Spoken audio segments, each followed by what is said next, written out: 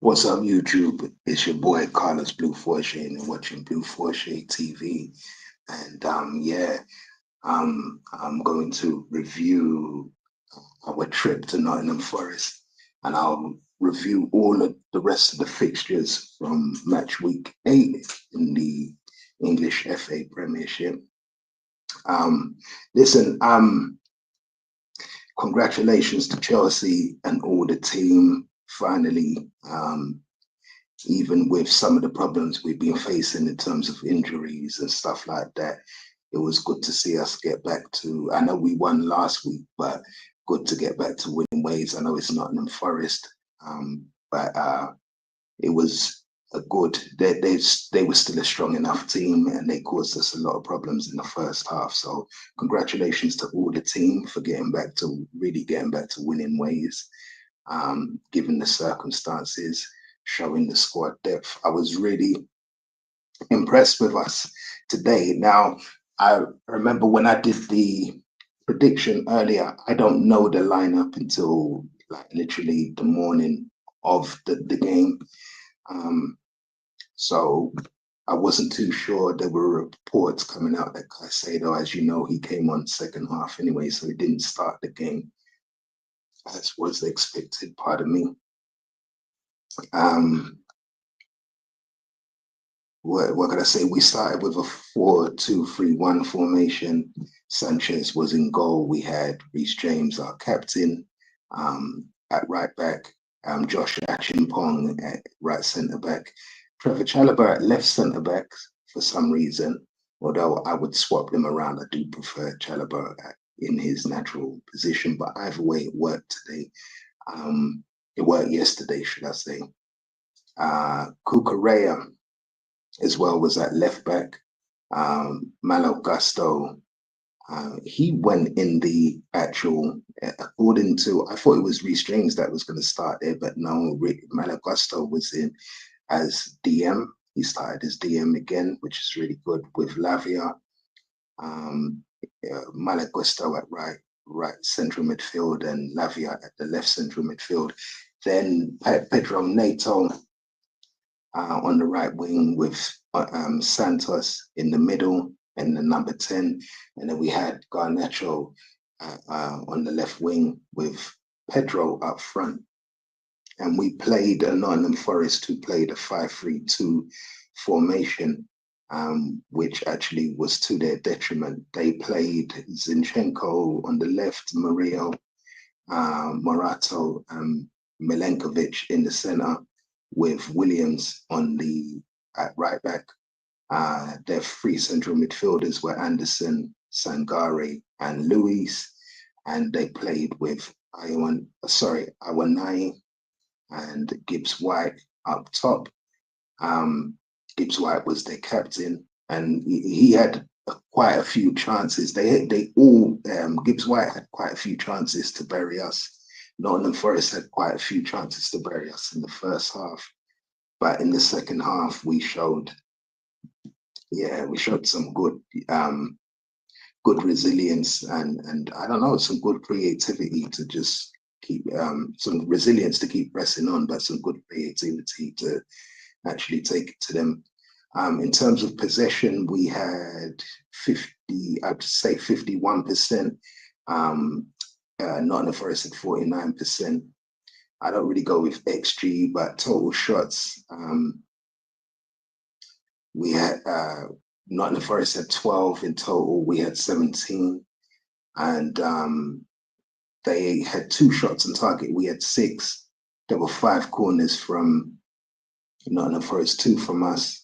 We forced 3 big saves out of Nottingham Forest, and they forced 2 out of us. And we also had 2 big chances to score.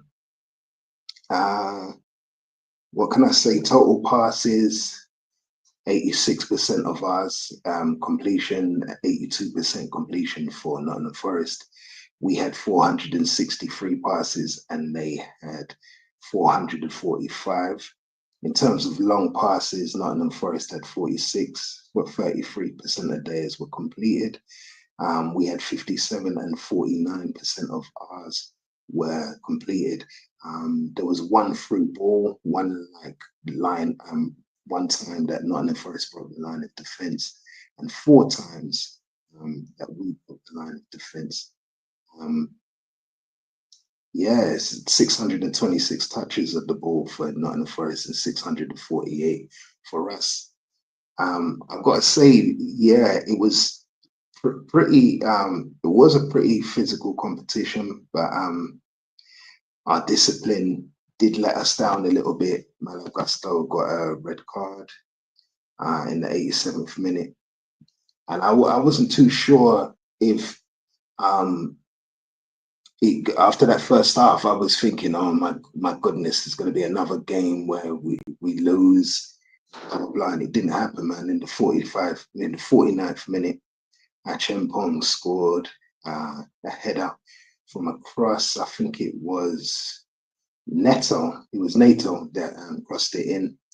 And then we had a set piece in the 52nd minute where Pedro Neto scored a goal, beautiful goal with his left foot. Him and Reece James were deliberating for time about who's going to take it or where they were going to place it. Very, very good move from the both of them. And then Reece James capped off a wonderful performance by scoring in the 84th minute. It was a nice rocket.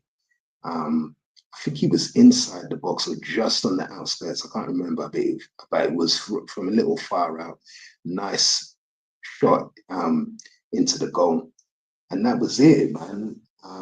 That's what you need to do. That's what we need to be doing. Congratulations to Reece James as well for getting his 200th cap and also just being a great captain. I like the fact that his injury days are behind him. We've definitely got good squad depth. I'm glad that with Gusto as well, even though he got the red card, I was happy for him because we played really good. And as the number 6, and we were just playing as a team, no egos, nothing like that. It was good as well, good passing around from the rest of the team to Esteval. Esteval did have quite a few. He had 2 shots on, 1 clear chance on goal that he could do a little bit better, but he really did play well. And he looks really frightening when he's attacking goal. There was a chance from Garnacho, but he was unable to keep it in. I think the ball was a bit strong. It came from the right back. I think it was Reece James that hit it. He was unable to keep it in. But yeah, Garnacho, I'll say it again, no disrespect. Not saying that he was a weak link because he wasn't. But certainly I wouldn't have. I think that we may benefit from trying Tariq George. Neto is definitely good. Santos in the 10. I don't know. It was a good idea. I would have personally put him there, but Gusto did so well. Lavia came off as well. I just wanted to say Lavia came off. Jamie Gittins came on second half in the 45th minute, as did Moses Caicedo. That was really good as well. The game sort of did take a little change. Tosin came on in the 81st minute. In the 45th minute as well, Mark Guiu came on as well, and Esteval came off in the 78th. Sorry, came on in the 78th minute. He came on for Nato. And like I said, he didn't have enough time to get into the game, but he did have a clear shot on goal, which he could have done a little bit better with. But other than that, he was frightening. We played well, and now we've got to move onwards and upwards. And but yeah, congratulations to the whole team. That's good. And yeah, let's see where we go from here. Elsewhere, I got quite a few predictions right this week, except for a couple though. Brighton and Hove Albion, they beat Newcastle United 2-1. Although I did predict that Newcastle would be too strong for them. It turned out that I did say that Brighton are at home and they are a strong unit and everything else. So it should be expected that they should be able to get something out of the game, and they did. Danny Welbeck scoring in the 41st minute before they were 1-0 up at half time. And then Walter Mayday scored in the 76th minute. He's really looking like a really good player. And then Danny Welbeck again cancelling out that goal from Walter Mayday in the 84th minute. So yeah, well done to Brighton for that. Burnley and Leeds, that was one that I got right. I did say Burnley would be too strong of a unit. Fantastic goal from, no, wait a minute, it was Leslie Okachukwu first, who scored in the 18th minute. And then there was a fantastic goal from, wow, Chauna, is that how you say it? That's how you pronounce it. Chauna in the 68th minute. It was quite a rocket as well, quite a belt. I like that game. Burnley looking like a strong unit. Scott Parker is their boss. That was good for them. They can sort of want to move on from here. Crystal Palace and Bournemouth, although I did think that Bournemouth would be too strong, I did say that Palace have it in them to, at home, certainly with the wins over us and Liverpool, they do have it in them, and the win they had against Fulham, that they're a strong unit. And I did think it would be a draw. There was a possibility. I did say there was a strong possibility it would be a draw, and it was 3-3.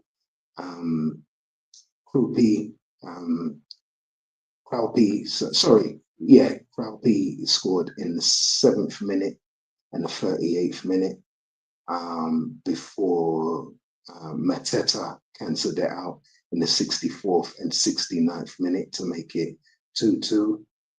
Christie scored in the 89th minute, and then we saw Mateta get a penalty in the 7th minute of extra time to make it level. And then after that, straight after that, he had a shot at goal where he just skied it into the air. I don't know how he managed to miss that chance, but he could have had 4 goals and he could have had, Crystal Palace could have had a win. But either way, Mateta played really well, very strong, and he was a nightmare for Bournemouth that day. Semenyo got an assist. He got a couple of assists. He didn't score this week, but for Bournemouth, but he played really well. So that was a good game as well for them. The other prediction I got right was Man City and Everton. Although I thought that it was possible that Jack Grealish would score against his old club, he didn't. It's 2-0 win for Manchester City. Erling Haaland scoring in the 58th minute and the 63rd minute. Really good goals. Well worked goals, I'd say.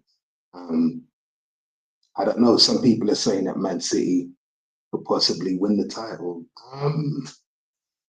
I don't know. I still back Arsenal to win it, but I think Man City are in there, definitely in there with a chance. There's that you could see that. Sunderland versus Wolves. Sunderland were at home. I did predict that Sunderland would beat Wolves, and they were 1-0 up at half time, thanks to a Nordi Mukiele goal in the 16th minute. And then in the second half, in the 2nd minute of extra time, Crazy scored an own goal to make it 2-0 for Sunderland. I got that one right. And the last prediction I got right was Arsenal. They took a trip to Fulham, and Trossard scored in the 58th minute. I actually watched all of that match. It was a bit of a stinker, I'm not going to lie. But Arsenal they proved to be quite strong, and they were able to beat Fulham. And I did say that they would beat Fulham. Today, well, it's not so much today. Today's Monday now. But yes, yesterday, Sunday, Tottenham played Aston Villa. They were at home. They lost. I predicted that Tottenham would win. But I did say as well, Aston Villa would have a lot more confidence coming into this game with wins over Feyenoord and Burnley. Was it Burnley they beat? I think it was Burnley they beat. Yeah. Um, yeah, I did think they'll have a bit of confidence coming into this game. Bentancur scored in the 5th minute for Tottenham, and before Rodgers cancelled it out with a goal in the 37th minute, and it was a belter. That was a beautiful goal from Rodgers to equalise for Villa. And then Buendia scored in the 77th minute, another beautiful goal as well to make it 2-1 for Villa. So I'm a bit shocked at Tottenham, but it seems to be topsy turvy Tottenham all over again. I don't know what's wrong with Tottenham. Like they win and then they look good. I don't know what happened, man. But yeah, I think they took off their foot off the gas a little bit because they were at home, and that was a mistake against Villa. The game of the weekend, not the game of the weekend, but the big game of the weekend, which was Liverpool at home hosting Man United. What did I tell you guys? I did say Man United would beat Liverpool, which keeps Anirim in a job. But yeah, I thought he would be sacked this weekend. I thought if Liverpool beat them Man United heavy, then it would be. But I did predict that Man United would win. Buemo scored in the 2nd minute to make it 1-0 at halftime, and then Gakpo scored in the 78th minute for Liverpool, and I just thought, here we go again, another Liverpool scumbag their way into the game. And now Harry Maguire came on. I think I forgot what minute he came on. He came on in the 80th minute or something like that, and then he scored in the 84th minute a header to make Man United win that game. And yeah, tomorrow we got West Ham playing Brentford, or should I say today? Today, Monday at 8 o'clock, West Ham are kicking off at home against Brentford. I've predicted Brentford would win that. Will win that. I won't do an update on it. I'll probably update everything next week. But yeah, I'm also not going to update on the Champions League. I won't cover the Champions League. I just think I don't like the new format, and I think us Chelsea, we should really concentrate on the title. We need to really assert ourselves and make strong challenges for the title every season. So I'm not saying we can't win the Champions League, but I'm just not that interested, that invested as I have been in previous years. I just don't like the new format, to tell you the truth. But anyway, let me go to the table if I can. Arsenal are top on 19 points, Man City second on 16, Bournemouth are third on 15 points. Liverpool's loss means they're equal 15 points with Bournemouth now, and they're in 4th place. Our win over Nottingham Forest takes us 5th place, and we got 14 points, joint with Tottenham and Sunderland, who are in 6th and 7th place, respectively. Crystal Palace in 8th place with Man United now on equal points. 8th, Man United in 9th place. Brighton and Hove Albion and Aston Villa are in 10th and 11th place, respectively, on 12 points. You've got Everton in 12th place on 11 points. Newcastle in 13th place on 13th place with 9 points. Fulham are in 14th place with 8th. They're joined with Leeds, who are in 15th place, both of them on 8 points. Brentford are in 16th place on 7 points, with Burnley, who are also on 7 points. They're in 17th place. Nottingham Forest moved down to 18th. They're in the relegation zone now on 5 points. West Ham Possibly they play Brentford, like I say, today, so they're on 4 points. A win would take them out of the relegation zone. It would put Burnley, I think, would put Burnley back down, but it depends on how big the win is for West Ham. And Wolverhampton Wanderers are on 2 points, and it's not looking good for Wolves. Wolves look like, I did say like they would go down. I did think it would be West Ham, Wolves, and Burnley. I was worried at that point that Aston Villa would go down as well. I did put some money on all the claret and blue going down, but it looks like Villa Villa are sort of going to stay up this season. So not looking good for Brentford, Burnley, Nottingham Forest, West Ham, or Wolves for the moment, but we'll see what happens. Anyway, I'll leave it there. I'll update you next week for match week 9. We play Ajax on Wednesday. Chelsea, we play them on Wednesday. But let me see who we've got. Let's see the fixtures next week. Yeah, we've got Sunderland next week at 3 o'clock at Stamford Bridge. Newcastle are at home to Fulham. Saturday the 25th of October. Man United are kicking off at 5:30 against Brighton and Hove Albion. Brentford are kicking off at 8 o'clock against Liverpool. Brentford are playing at home. That's Saturday the 25th of October. On the 26th of October, Sunday, AFC Bournemouth are kicking off at 2 o'clock against Nottingham Forest. Arsenal host Crystal Palace at 2 o'clock. Aston Villa also, they're hosting Man City at 2 o'clock. Wolverhampton Wanderers are hosting Burnley, and that's going to be a tough game as well. That's like a relegation battle game for both Wolves and Burnley there. Burnley should look to capitalize on all points there. Everton are playing Spurs at 4:30 as well on Sunday. So let me just say that again. Saturday, 25th of October, Chelsea, Sunderland, Newcastle, Fulham, Man United, Brighton, Brentford, Liverpool.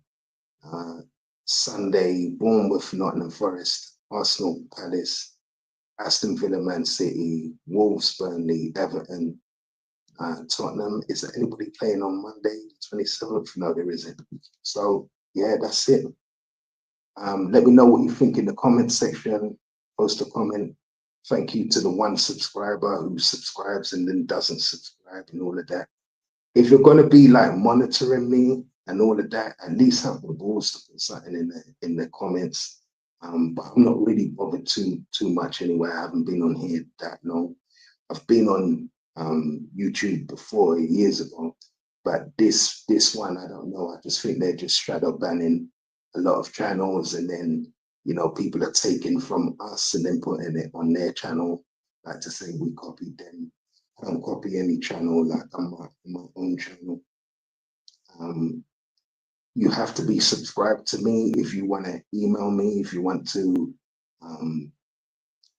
send me any business inquiries and things like that. So that's the only way you're gonna get through to me, is to be sub to me. Other than that, I don't have Twitter. I don't have I've got an Instagram, but I don't have TikTok and all these other things. So really the only way to get through to me is on Instagram or on here, or you can email me. So that's it. I'm out. Let me know what you think anyway. What do you think? What do you think of, even if you don't support Chelsea, what about your team? What do you think for your team, where your team are at? For all the Chelsea supporters as well, not the ones that have got channels, obviously, but for those new fans as well that watch me as well, leave a comment, man. Like, share, and subscribe. I'm out.